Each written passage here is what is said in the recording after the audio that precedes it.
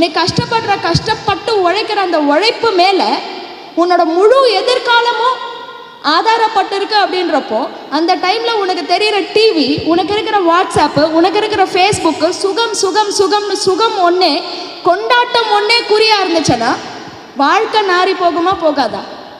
நாரி போகுமா போகாதா? இங்கே தான் இருக்கீங்களா?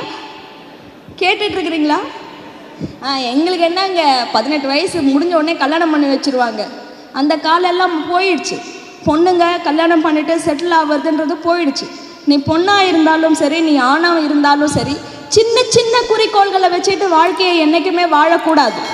இங்கே உட்காந்துட்டு இருக்கிற பசங்க, எங்கள் வீட்டில் வறுமையாக இருக்குது, என்னால் ஒரு 12வது முடிச்சுட்டு டிரைவர் வேலை மட்டும்தான் நான் பார்ப்பேன், இல்லை நான் அந்த வேலை மாத்திரம் பார்ப்பேன், ஒரு மெக்கானிக்காக போவேன்னு சின்னதாக குறிக்கோள்களை ஃபிக்ஸ் பண்ணாத, பெருசாக குறிக்கோள்களை ஃபிக்ஸ் பண்ணு.